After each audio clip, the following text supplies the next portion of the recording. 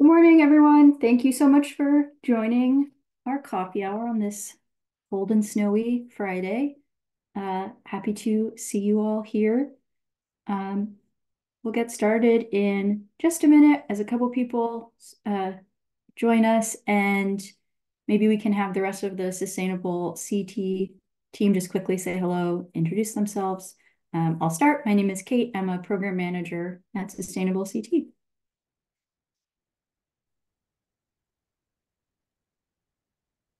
Good morning, everyone. Lynn Stoddard with Sustainable CT. Good to see you all. I'll pass it to Inez. Good morning, everybody. My name is Inez, and I'm a program assistant at Sustainable CT, and I also help support the Community Match Fund, and I will pass it to Jess. Hi, everyone. My name is Jess Leclerc, and I'm with Sustainable CT. It's good to see some of you, and looking forward to today. Torn? Hey, gang. My name's Torin Radiccioni. I'm a program assistant with Sustainable CT. Thank you for joining us today. Jim? Morning, everybody. It's Jim Hunt, Communications Manager at Sustainable CT. Good to see you. Thanks, team. For everyone joining, if you want to introduce yourself in the chat, feel free to put your name, what municipality you're from, if you want, no pressure, and we'll get started. So today's topic is new program updates, new actions for 2024. We're very excited to share what we have been working on over the course of 2023, what's new for this year. A lot of things came from suggestions from our towns. Some come from us internally, but I'll be highlighting things that were from town feedback specifically, and we'll have lots of time for questions at the end. But if you have any in the meantime, feel free to just pop them in the chat, and I will share my screen. All right.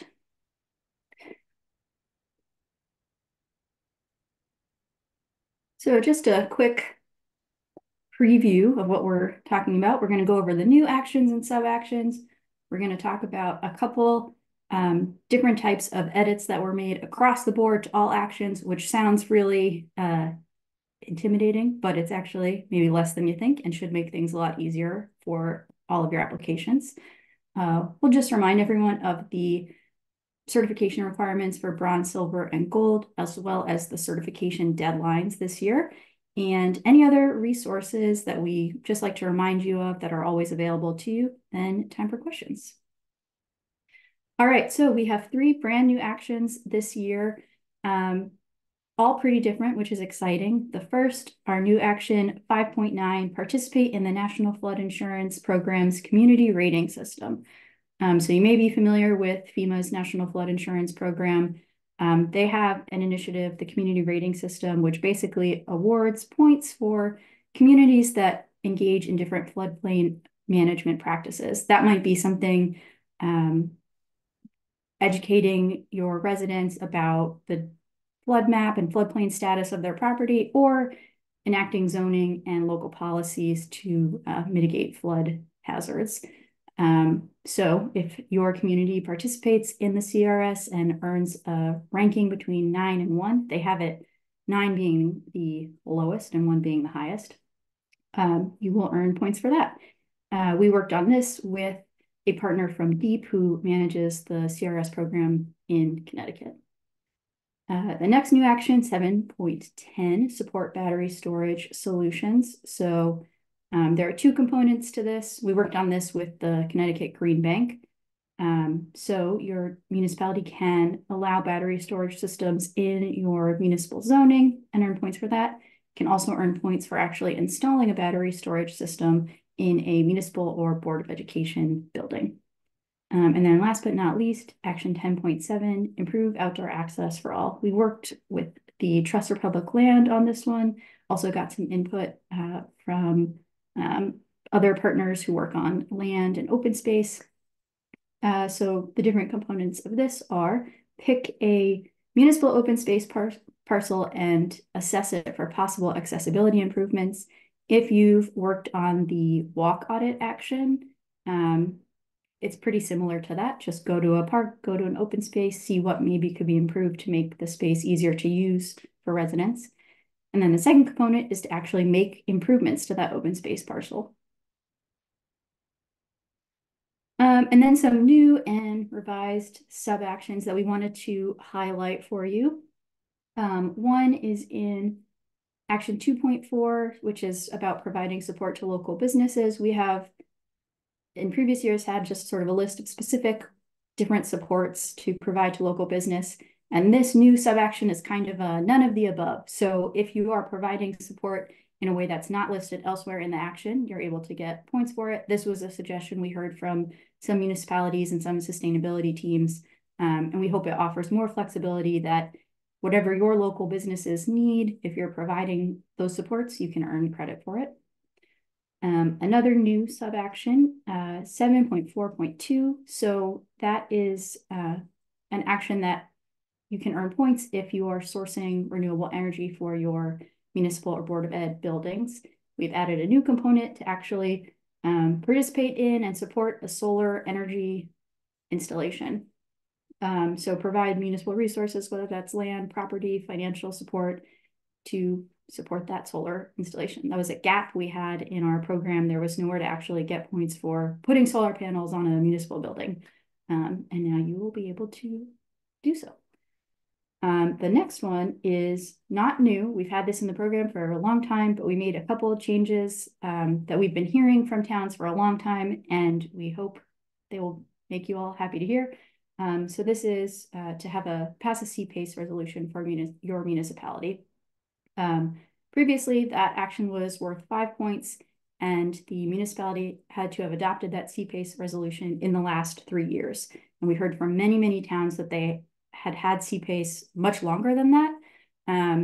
So now you can earn credit for that, whatever it happened, whether it was 2 years ago, 10 years ago, there's no time parameters around it anymore, and it will be worth 20 points instead of 5.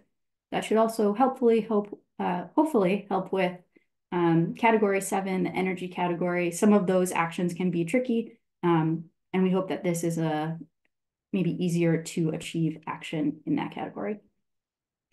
And then the last one we wanted to highlight right here in Action 12.1, which is about building municipal capacity to provide services to homeless residents, support that issue.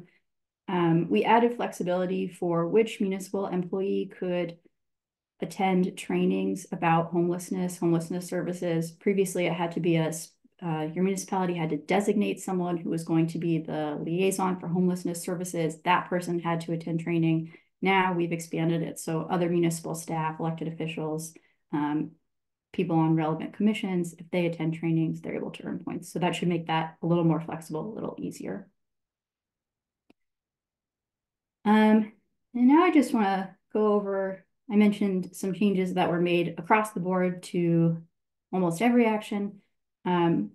We did a big undertaking over 2023 and reviewed every single action, every single sub-action for consistency issues, and made a lot of updates because of those issues, a lot of issues that had been pointed out to us, a lot of things that we found. So there were sort of 4 different types of edits. One, points adjustments, where the points didn't fit our points ladder. So basically, specific types of actions will earn a set number of points across the board in our program. For example, holding an event will earn 5 points. Passing a municipal policy will earn you 20 points. And we found in many places those points were not aligned. So we made adjustments to make sure that every type of action is earning the number of points that we've set out in our sort of rubric. And in almost every case, that was a points increase. So by doing that same action, you'll earn more points. You don't have to do anything different. We were under scoring, so that's been fixed. We made some structure edits. We found some actions where things were squished together that maybe didn't quite fit, and it made more sense to separate them out. We found some actions where maybe there was a part A, but no part B, so we just made it no more part A. Things like that. Another big one, which hopefully will make it easier for you all, is streamlining and standardizing the submission requirements.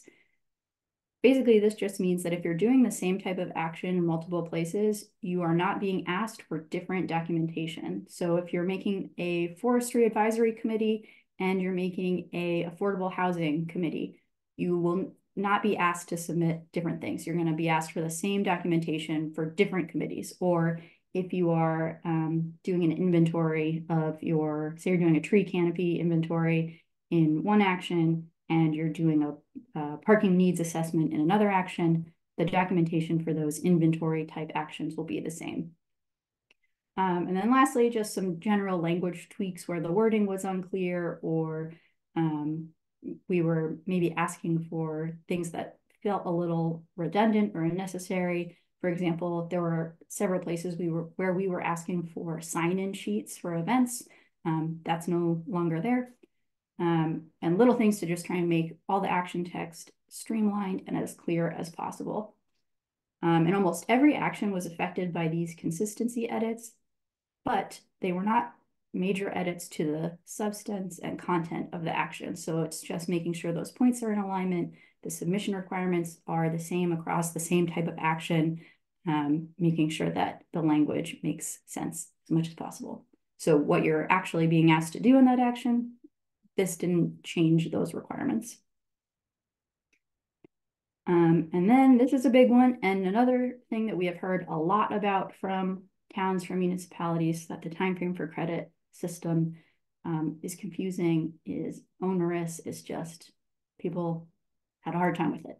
And that was, we thought a lot about how to address that while still maintaining some parameters on, you don't get points for an event that was held 15 years ago, for example.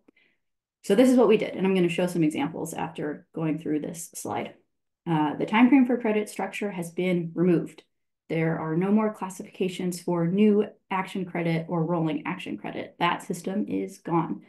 That doesn't mean that there's no bounds around timeframe and look back periods, but instead, every action now has those parameters just embedded in the text. So for example, events have to have been held in the last 3 years. That's been the case under the old timeframe for credit system. But now, instead of saying hold an event, this many points, it's new action only, it's just in the text. Hold an event, it has to have been in the last 3 years. Everything is right there in the action description, in the submission requirement. You don't have to remember the difference between new and rolling, or what you need to submit for rolling versus what you need to submit for new. It's just all there laid out for you explicitly in each individual subaction and action. When you're submitting an application, there is no longer a time frame for credit box in that submission application dashboard. All of that info can just be put into the documentation details box, where you already put any other context or description about the actions you've taken. If you had any content in your timeframe for credit box, we have migrated all of that to the documentation details box. So anything that you had in there was not lost. It's just in this box that has your other information. If it's not relevant, you don't need it anymore, feel free to delete it, but we just wanted to make sure that no one was losing any action history or information that they needed to keep. So here are some examples. Start with 8.1. This one I already talked about a bit. The yellow highlights show what's been changed. So there's a new sentence in here that events must have been held in the last 3 years to be eligible for points. The worksheet that was already required for this action already has a field to put the date of the event. So that's it. You're just putting the date as you already have been. Don't need to do anything different. And the time frame for credit little blurb, as you can see, has been removed from the action description. And here is another example. Develop an open space plan. So again, under the submit section, the highlighted sentence is what's new. If your inventory was created more than 3 years ago, also include a brief description of how it's still relevant and used by your municipality. And the timeframe for credit description is not. And that little how is it still relevant and used, that can be one sentence, that can be, it doesn't need to be an essay, just a quick note that, yes, our town planner is still using our open space inventory. Pretty simple. And then this one is an example of a policy action. So adopt a complete streets policy. So we've changed the type of documentation that should be submitted for policies, municipal regulations. But I wanted to highlight this because you might notice looking at it, there's no reference to timeframe or look back. And that's because we talked as a team and we thought, hey, if you have a policy that's on the books in your town, that's good. We don't need to know when it was passed. It doesn't matter if it was a week ago, if it was 2 years ago, if it was 10 years ago. If it's still the current policy and that's still affecting how things are done in your town, that's great. All we need to see is that it is a current on the books policy. So that's one whole category, policy actions, where that time frame look back period is off, sort of can be taken off the radar, doesn't need to be something you think about. And this is also the highest points bracket of actions. So those 20-point actions, you don't need to worry about time frame. And hopefully that makes things a little easier. We heard from a few towns that it was, tricky to track down. Like, we passed this policy in the 60s. We don't have meeting minutes from the 60s anymore. You don't need to worry about it. So now just a quick reminder of the certification requirements. These have not changed. They're the same in 2024 as they were in 2023. Everyone needs to complete at least one equity toolkit, depending on what level of certification you're going for. 1 for bronze, 3 for silver, 4 for gold. For gold, you also need to complete the other 2 actions in the equity category. Everyone needs to complete at least 1 action in each category. And gold certification also requires completing the climate leader designation and action 8.6, which is collaborate with other municipalities on sustainability actions. And then we have, of course, the points requirements for each: 200 for bronze, 500 for silver, and 750 for gold. So these have not changed from last year. They're the same, just a little reminder. And then the 2024 deadlines right here: April 10th at noon for spring, August 20th also at noon for fall. And then other resources for you specifically for action updates. Of course, our staff is always available to answer questions. If you're looking at an action and you want to talk about what's new or what's changed, you can always email info@sustainablect.org and we will get back to you, and we can answer by email. We can set up a call, whatever works for you. Every action page on the website has a PDF linked, so you can go and see specifically what changed for 2024, the new pieces, what's been removed. That's available for every action. We also have a slideshow PowerPoint that shows line by line every change that was made to every action, every sub-action, all in one big list. That's I think that's kind of interesting to look at the big picture, but if you're just looking for your application, I would say looking at each individual action is probably the most straightforward. And then we have the 2024 action overview worksheet. That's our big spreadsheet that lists every action, sub-action, requirements, points. That is color-coded to indicate where things have been edited or added. So that's another way to check what's new. And as a reminder of some of our supports and technical assistance, we have our equity coaches available to work with towns at no cost to you on maybe you want help on completing that equity toolkit. Maybe there's another topic that's relevant to your municipality that you just want someone to talk about it with. That's an amazing resource. We have lots of workshops and trainings, coffee hours like this one on a regular basis. We have a lot of technical assistance partners that sometimes provide sort of free consulting type support to your towns. For example, Smart Building CT will help with the energy benchmarking actions and using the portfolio manager program. And then, of course, we have our summer fellows, which we are hiring for right now. Applications are open. So those awesome fellows will be starting at the end of May, beginning of June, and are available to help your town work on applications, put together documentation, plan out what actions you want to work on. They're an amazing resource. And then, of course, we have our Community Match Fund, which is a grant program that is easy, flexible. There's no deadlines. It's available to anyone in your community with an idea that aligns with sustainability in the very broadest sense of the word. can be a resident, it can be a community organization, it can be the town staff. Crowdfunding is doubled at a 1-to-1 matching grant from Sustainable CT. So if you crowdfund, we'll match every dollar up to $7,500. Climate greenhouse gas related projects are a slightly higher match, so you can get even more funding. We have coaching about crowdfunding and other support available for the project leaders. And so far, over $3.7 million has been invested in just over 300 projects across the state. Just want to show you really quick our technical assistance partners.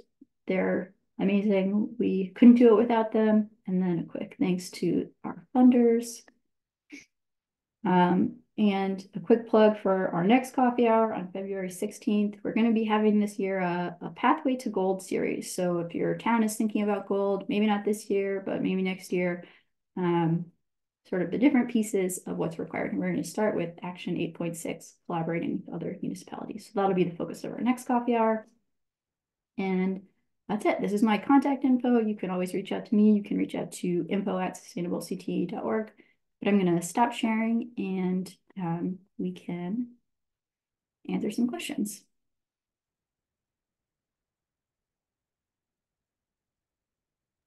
Okay, we have one question in the chat from Catherine Deviney, and you hinted at this, but maybe we can just say, was the 3-year look back period kept for most actions? It was kept where there was a 3-year look back period before. For the most part, there still is. I don't know if that's most actions, but things like events still have to have been completed in 3 years. Implemented projects like putting in a new pollinator garden or implementing a complete streets project, those still have to have been done in the last 3 years. But it will say in each action if it needs to have been done in 3 years. I'm scrolling through the chat now to see if I missed any other questions.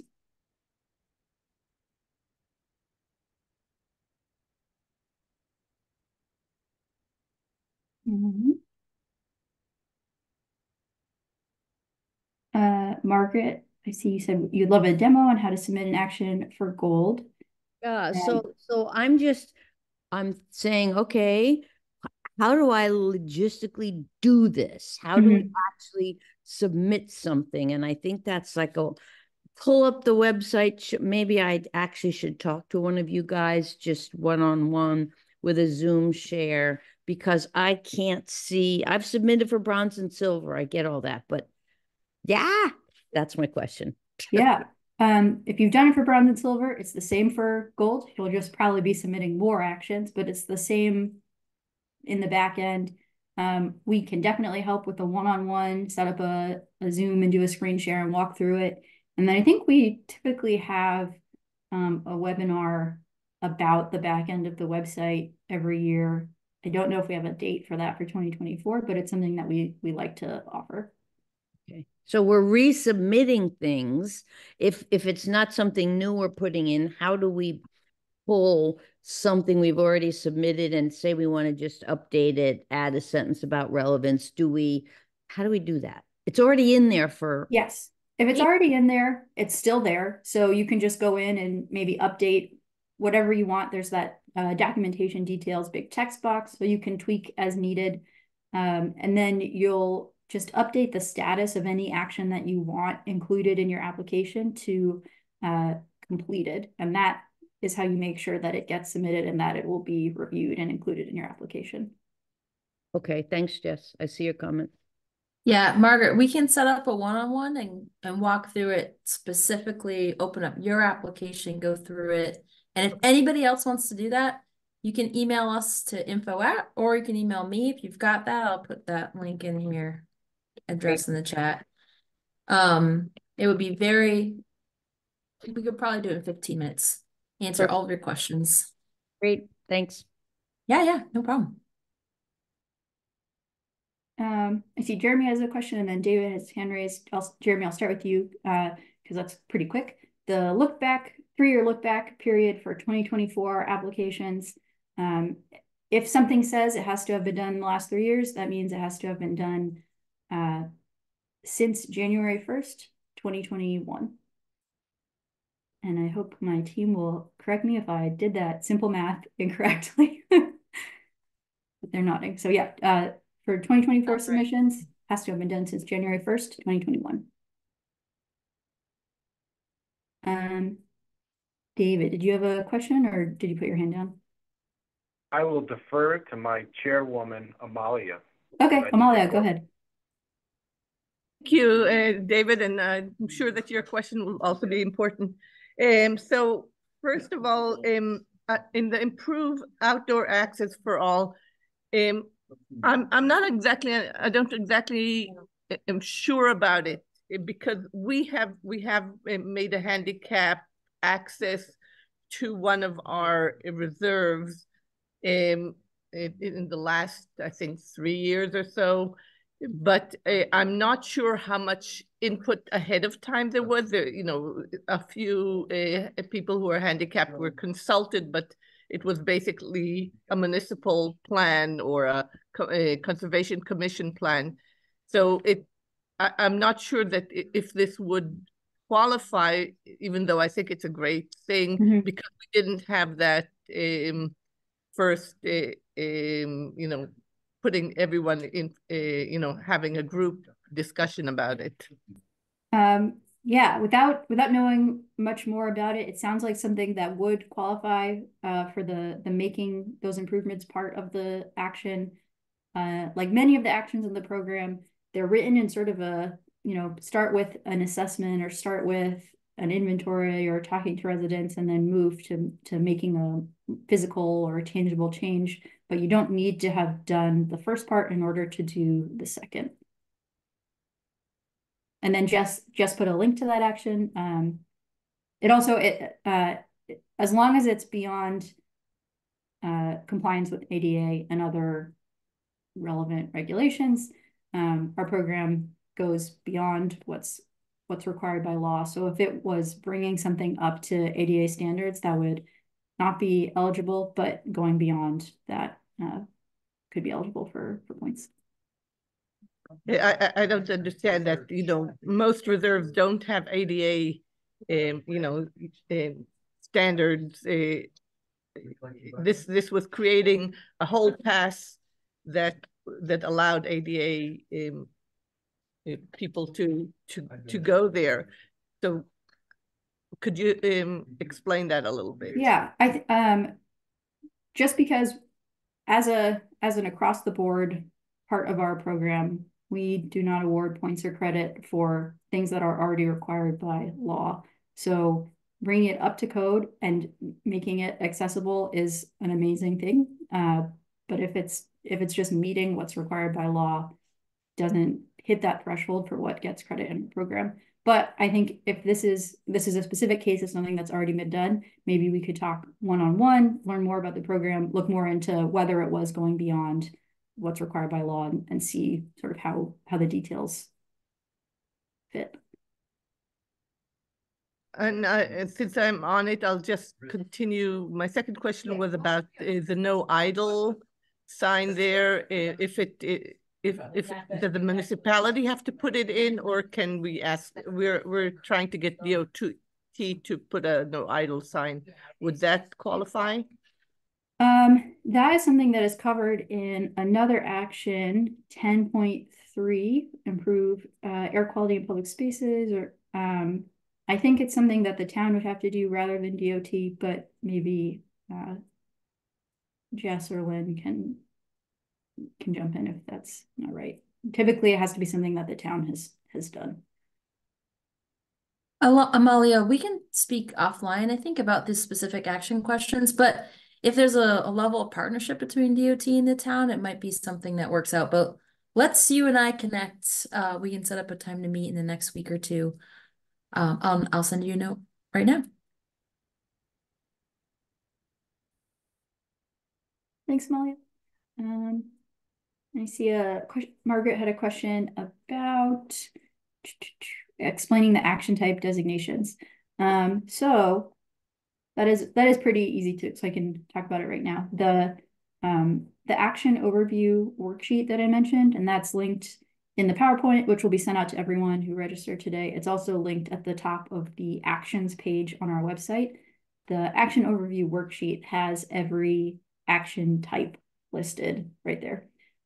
If you're having trouble with the spreadsheet, or you can also always email us and we can get that information to you.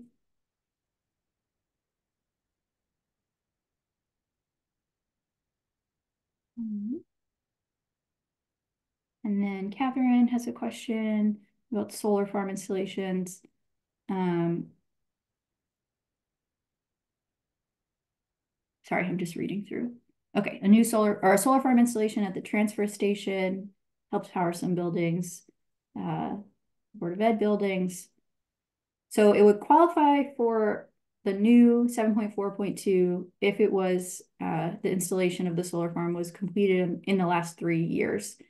If it was completed more than 3 years ago, you still get credit under 7.4.1 for drawing that solar renewable energy source for your Board of Education building. So that's sort of the way it's structured, is you get that the credit for the installation if it's been done in the last 3 years, but you can continue getting credit for any renewable energy that you're sourcing from the installation just over time. And David, you have a hand up.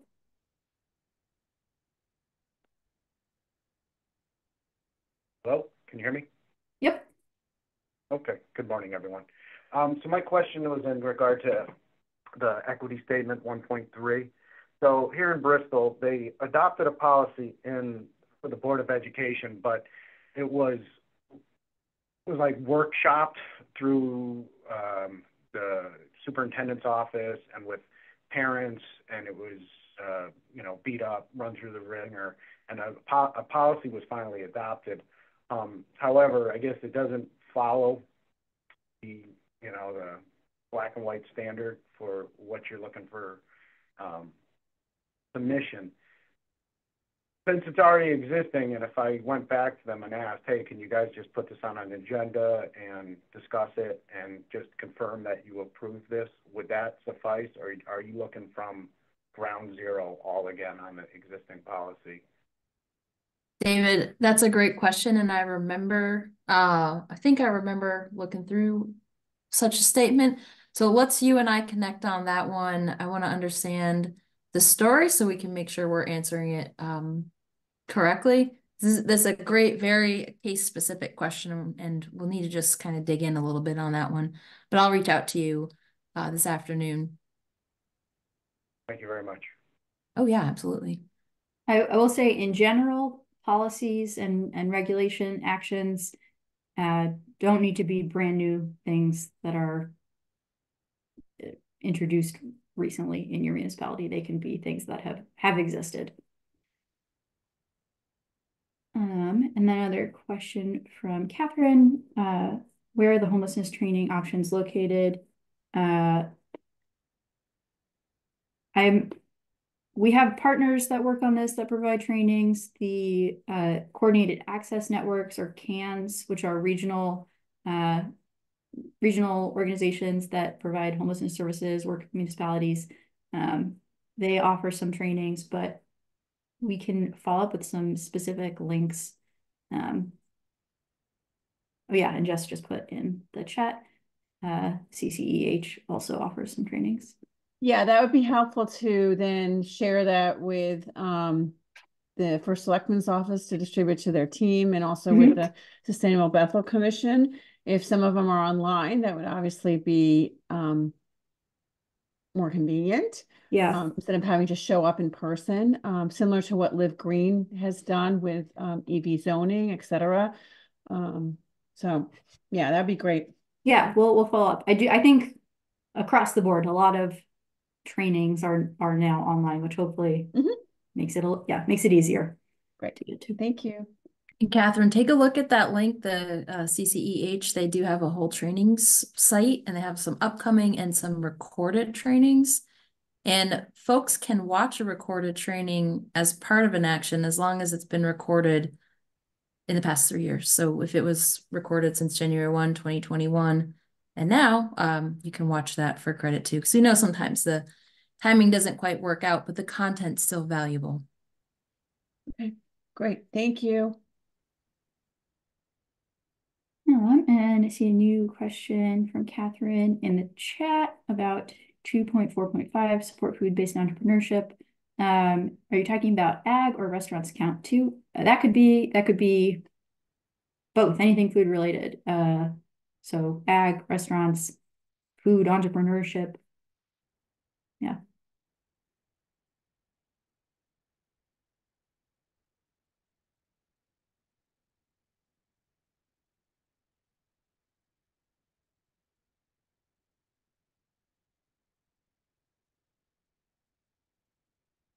Any other questions?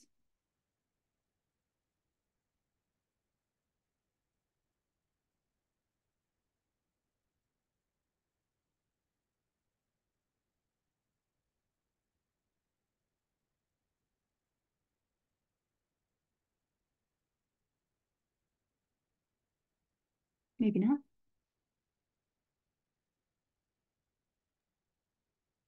If no one has other questions, I just want to make a statement. We've heard some really good, very specific questions just in this, 37 minutes today. I know you're going to have more as you kind of dig in and get going. Always reach out, send us a note, call us up. We want to help you understand where you're going immediately. We don't want you to feel confused or frustrated. So please reach out, and it helps us too. It'll help us understand where we need to change action language. Maybe it's not clear. Maybe we need to provide more options, etc. So please, no question is too small. No question is too large. We'll sit down and walk you through anything on the website, anything that you need to help you along the journey over the next couple months as we march towards the certification deadline. We're completely here for you. If there's supports you need that we can't offer yet, let us know that too. Maybe we can try to work out something. Maybe we need more homelessness prevention training. So maybe we work with some partners and try to offer some. So let us know what you need when you need it, and we'll do our best to help you along the way. Sometimes what we need is going backwards, in a sense that there are all sorts of things that are done and are being done, and they are kind of like, where do they fit? Instead of, I think you guys give great guidelines, but to be able to kind of, and I know you have category 13 for some of these things, but it might be an interesting thing for each category to have an other situation, because we have, where does this fit? Oh, look, this is a great idea. People want to do this. Where does it fit is a lot of time the problem, and how to move that into the program would be an interesting kind of dilemma question. Yeah, that's a great idea. It's one we've kind of thought about over the years. It's one that's still on our thinking table.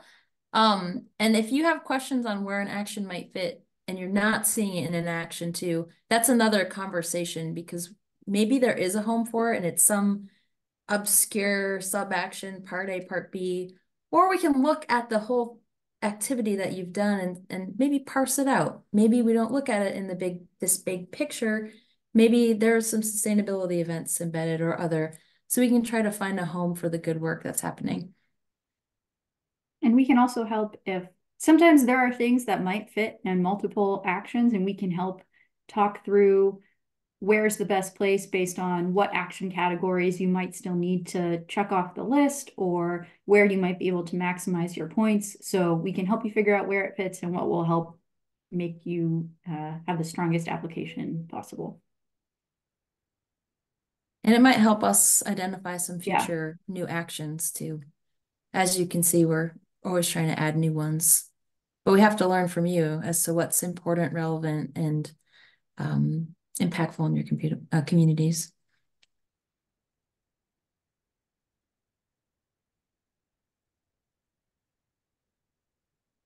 If there's no other questions, then I think we can give everyone a bonus 20 minutes in their Friday morning. But like Jess said, please always don't hesitate to reach out with any question, what does this mean? Where does this go? We want to help.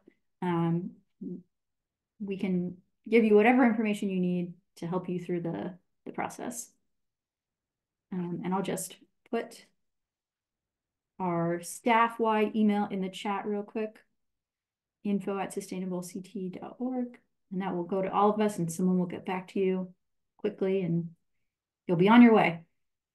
You know, it might be fun sometimes. This is Margaret Litchfield, Sustainable Litchfield. To have, if you have time left over, you know, the little breakout rooms where maybe somebody wants to talk about climate or recycling, or God, I'd love to talk to CJ May and his burning book about what's happening in Waterbury with recycling. So I got the story of that book. Apparently he was doing a presentation to a community group about recycling, composting, how much Waterbury paid to burn their trash. So he did a magic trick to burn his book for burning trash to make it vivid. I thought, you rock, CJ. That sounds very cool. That's also a great idea, having more chances for you to talk to people from other municipalities and learn a burning wallet. Okay, I gotta see this. But yeah, Margaret, that's a really good idea for maybe future online. We could have online discussion groups for folks on specific topics, or a little piece, not because Sustainable Goshen reached out to me, thinking about doing the new required 8.6, I think it is, collaborating with a municipality, and that could sort of, I'm trying to get together with her, and if she were here on this Zoom, which I don't think she is, we could have taken advantage of your breakout room time. Yeah. Anyway, just a thought. Thanks. That's something we've talked about, maybe like providing matchmaking services to towns that want to work on 8.6, and see who's interested in similar things, and let them get together, come up with ideas. If people do want to stay on now and chat with each other, we can do that. We'll probably stop the recording, but you're welcome to stay on, and you can chat with us, with each other. But yeah, I think that's the official end of the coffee hour. Thank you again so much for coming. You'll all get a link to a recording. You'll get the slides. And again, please follow up with us if you have any questions at all. We want to help. And